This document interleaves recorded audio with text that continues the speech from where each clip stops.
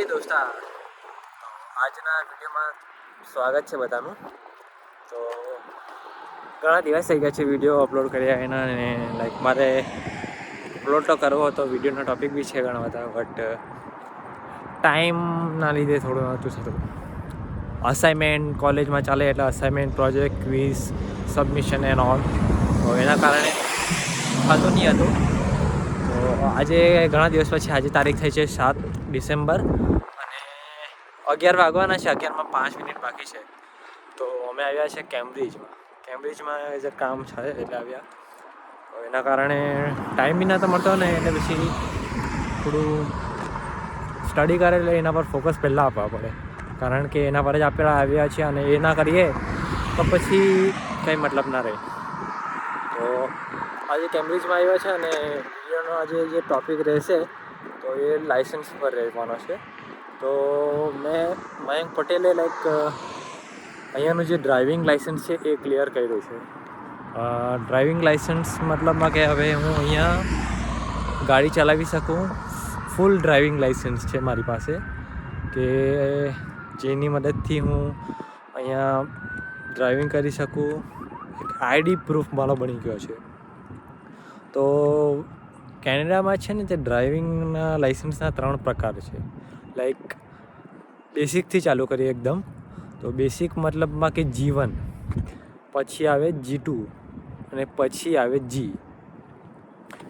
Video એકદમ simple અને short રહેશે, વધારે કંઈ લાંબુ ખેંચવાની આપણે જરૂર નથી. તો G1 ઇન ધ સેન્સ કે એટલે આપણે જે લર્નિંગ લાઇસન્સ આવે ને ઇન્ડિયામાં એ ટાઈપનું, કે જેમાં તમારા પર ઘણી બધી અમુક રિસ્ટ્રિક્શન્સ હોય. G1 માટે તમારે લાઈક કમ્પ્યુટર પર એક્ઝામ આપવા પડે, જે રીતે આપણે ઇન્ડિયામાં આપીએ. 40 ક્વેશ્ચન્સ હોય, 20 સિમ્બોલવાળા અને 20 રૂલ્સવાળા. તો એમાં 80% આપણે સ્કોર કરવાનો રહે. તો 20માંથી એટલીસ્ટ 16 આવવા જોઈએ તમારે ઇન્ડિવિજ્યુઅલમાં. જો તમે ઇન્ડિવિજ્યુઅલમાં 16 લાવી દો તો તમે પાસ, અને 15 આવી ગયા તો તમારે ફરીથી એક્ઝામ આપવા પડે. અને એની જે લાઈક ફીસ છે તો એ $160 સમથિંગ રહે છે, 159 પોઈન્ટ સમથિંગ.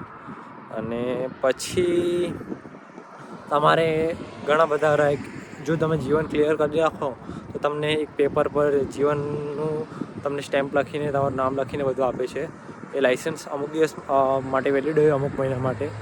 અને પછી 15થી 20 દિવસમાં તમારો કાર્ડ બનીને આવી જાય, ફોટો પાડીને ઓબ્વિયસલી.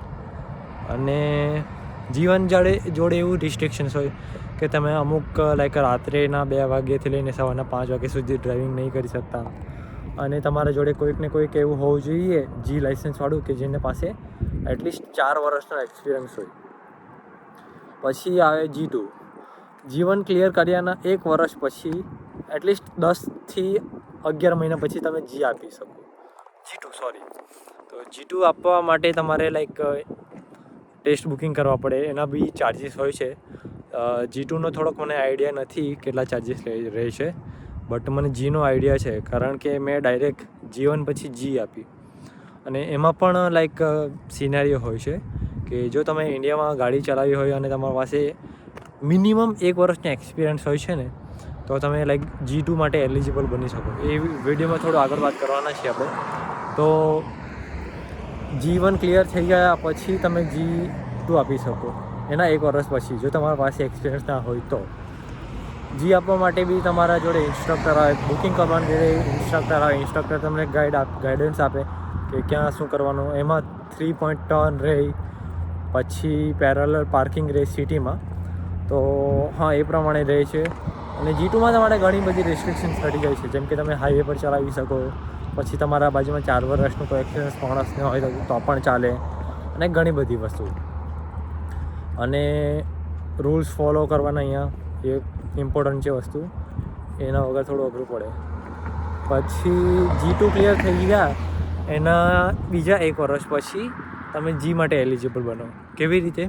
તો G માટે પણ તમારે બુકિંગ કરવાની રહે છે, અને એમાં તમારે લાઈક $91.5 સમથિંગ રહે છે. તો $91.5 ભરીને તમે G માટે એક્ઝામ આપી શકો. એમાં તમને લાઈક હાઈવે પર લઈ જવામાં આવે, મર્જિંગ લાઈક હાઈવે પર લઈ જઈને એ લોકો ઇન્સ્ટ્રક્ટર બેઠેલા હોય તમારી બાજુમાં, એ ઓબ્ઝર્વેશન રાખે તમારા પર કે તમે રૂલ્સ ફોલો કરો છો કે નહીં, શું કરો શું નથી કરતા, મિરરમાં જોવો છો કે નહીં. તમારી પાસે હાઈવે પર મર્જિંગ કરાવે 2 ટાઈમ, ડિપેન્ડ્સ ઓન એરિયા. 2 વખત at least merging કરાવડાવે, lane change કરાવડાવે.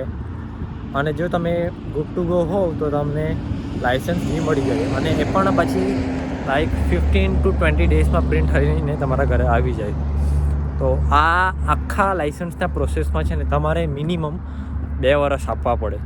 But મારા 2 વર્ષ એ આખા બચી ગયા. કઈ રીતે? તો એની પણ આપણે વાત કરીએ. તો એના માટે તમને જોઈએ છે DL એક્સ્ટ્રેક્ટ કરીને.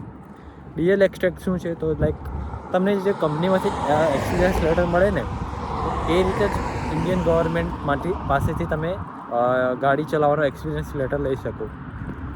તો એ એમ પરિવહનની વેબસાઇટ પરથી મળી જાય છે. અને જો તમારે અહીંયા ડાયરેક્ટ G2 એટલીસ્ટ આપવું હોય ને, તો તમને મિનિમમ 1 વર્ષનો એક્સપિરિયન્સ લેટર તમારે લાવવા પડે. મીન્સ કે DL એક્સ્ટ્રેક્ટ. એની પણ પ્રોસેસ બતાવીશું અને લિંક પણ મેં પ્રોવાઈડ કરીશ આગળના સેશનમાં. તો એના પર એમ પરિવહનની વેબસાઇટ પર જઈને તમારે DL એક્સ્ટ્રેક્ટ કઢાવવાનું. મિનિમમ 1 વર્ષ હોય તો તમે G2 માટે એલિજિબલ કહેવાઓ. અને જો તમારા પાસે 2 વર્ષ કે એનાથી વધારે ન હોય તો તમે ડાયરેક્ટ G આપી શકો. G આપવાના ફાયદા ઘણા બધા છે. લાઈક તમે ડિલિવરીની જોબ કરી શકો. તમારા પાસે એક કેનેડિયન ID બની છે પહેલી, કે તમારે બધે પાસપોર્ટ લઈને ફરવાની જરૂર ના પડે. વિડીયો લાઈક એક જ લેન્થમાં રાખવાનું ટ્રાય કરું કે જેથી બધું હું કવર કરી શકું. અને જો ના કવર થાય તો એને આગળ એડ કરી દઈશું. તો G1, G2 અને G એક્સ્ટ્રેક્ટ હોય તો તમે લાઈક G1 પછી ડાયરેક્ટ G2 આપી શકો, અથવા તો ડાયરેક્ટ G આપી શકો. G આપી તો ઓપોર્ચ્યુનિટી વધે, તમારો કેનેડિયન ID બની જાય. મારું પણ બન્યું જ છે. લાઈક મેં 30 સપ્ટેમ્બરના રોજ મેં G1 આપી હતી, અને એમાં મેં એક્ઝામ ક્લિયર કરી હતી. અને પછી મેં મારા 15 દિવસ પછી મારે લાઇસન્સ આવી ગયું. મેં ક્લાસીસ લીધા. ક્લાસીસ લેવા જરૂરી છે. ભલે તમને ગાડી આવડતી હોય, ઇન્ડિયામાં ચલાવી હોય 10 વર્ષ, બટ શું કામ? કારણ કે અહીંયાના જે રૂલ્સ અને રેગ્યુલેશન્સ છે ને, એ આપણાથી બહુ અલગ છે અને અહીંયા ફોલો કરવા જરૂરી છે. તો એ રૂલ્સ અને રેગ્યુલેશન્સના લીધે તમારે ક્લાસીસ કરવા પડે, એટલીસ્ટ 2 કે 3. એ પણ ક્યારે? કે જ્યારે તમારે G અથવા G2 બુક કરાવવાનો હોય ને, એના 2 થી 3 દિવસ પહેલાં લેજો. લાઈક પહેલાં લઈને કંઈ ફાયદો નથી. કારણ કે ફાયદો નુકસાનની વાત નથી, બટ તોય પહેલાં બુક કરાવડાવજો પછી લેજો. એ કેમ કે અહીંયા વેઇટિંગ પીરિયડ સેમ ઇન્ડિયાની જેવો રહે છે, 1 મહિનો, 1.5 મહિનો, 2 મહિનો, ક્યારેક. સો ડિપેન્ડ કરે એરિયા પર. તો આગળની જે પ્રોસેસ છે, અને હા, જે PDF છે હું એ પણ લિંકમાં ડિસ્ક્રિપ્શનમાં પ્રોવાઈડ કરીશ, કે જે PDF દ્વારા તમે પ્રિપેરેશન કરી શકો.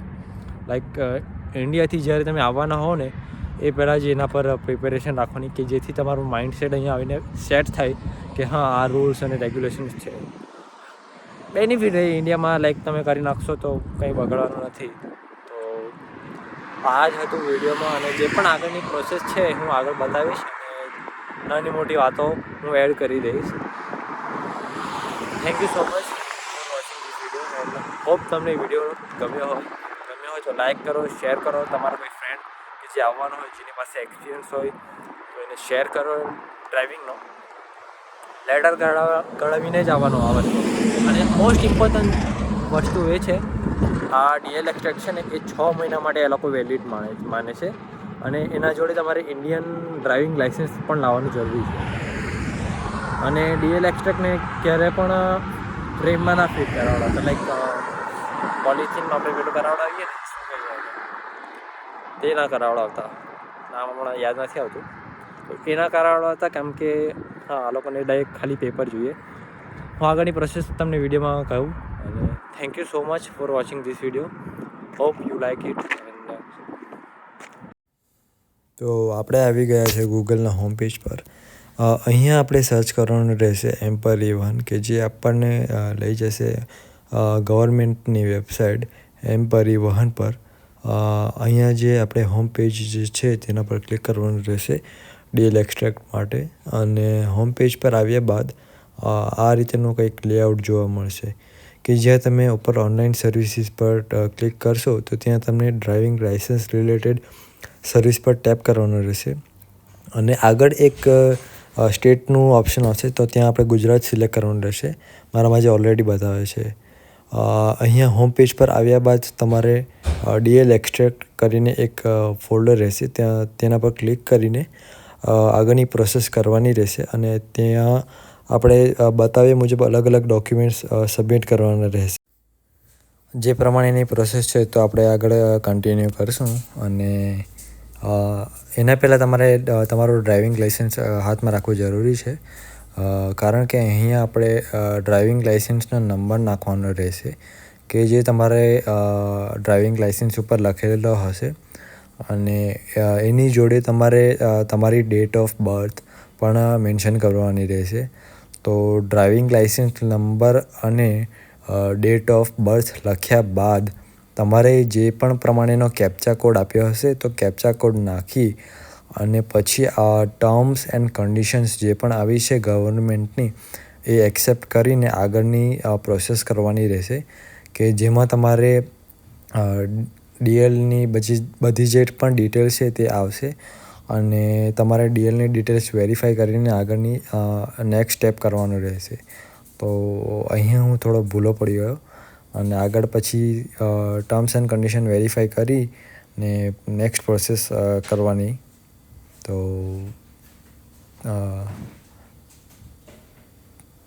ટર્મ્સ એન્ડ કન્ડિશન હું ભૂલી ગયો હતો થોડું. તો એક્સેપ્ટ કરીને DLની ડિટેલ્સ જનરેટ કરવાની. અને એકવાર DLની ડિટેલ્સ આવી ગયા બાદ તમારે સ્ક્રોલ ડાઉન કરીને જે પણ RTO ઓફિસ છે તમારી તે સિલેક્ટ કરવાની રહેશે નીચે. અને ડિટેલ્સ તમારી વેરીફાઈ કરીને પછી પ્રોસેસ કરવાનું રહેશે.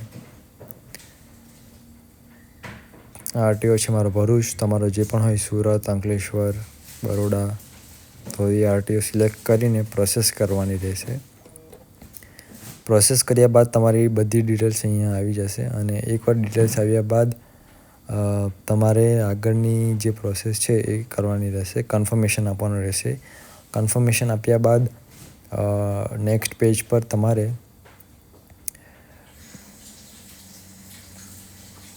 બે મેથડથી વેરિફિકેશન કરી શકો, અથવા તો આધાર દ્વારા અને આધાર વગર. આધાર દ્વારામાં તમારે આધાર નંબર નાખી OTP સબમિટ કરવાનો રહેશે. અને DL એક્સ્ટ્રેક્ટનું જે પણ પ્રિન્ટ જનરેટ થશે તો એ પ્રિન્ટને લઈને RTO પર જવાનું રહેશે. સેમ વિધાઉટ આધારમાં તમારે મોબાઈલ નંબર નાખવાનો રહેશે અને તમારો OTP નાખીને તમારે આગળની પ્રોસેસ કરી અને રીઝન નાખીને રીઝનમાં મિસેલેનિયસ નાખવાનું. અને આગળ પછી પ્રિન્ટ જે જનરેટ થશે એ એપ્લિકેશન નંબર દ્વારા જનરેટ કરીને RTO પર લઈ જઈ અને RTOનો સ્ટેમ્પ મરાવીને તમારી પાસે ઓરિજિનલ કોપી રાખવાની રહેશે. તો આધાર દ્વારામાં તમારે આધાર નંબર નાખી OTP જનરેટ કરીને પછી ટર્મ્સ એન્ડ કન્ડિશન વેરીફાઈ કરવાની. અને વિધાઉટ આધાર એપ્લિકેશનમાં તમારે મોબાઈલ નંબર અને OTP નાખવાનો રહેશે. તો મારે ઓલરેડી થઈ ગઈ છે તો હું આગળની પ્રોસેસ નહીં કરી શકું. અને જે પણ પ્રિન્ટ જનરેટ થશે એ હું આગળના શોર્ટમાં બતાવીશ કે આ રીતે તમારો એપ્લિકેશન નંબર નાખી અને તમે DL એક્સ્ટ્રેક્ટની પ્રિન્ટ કાઢીને RTO પર જઈ અને RTOનો સ્ટેમ્પ જરૂરી છે.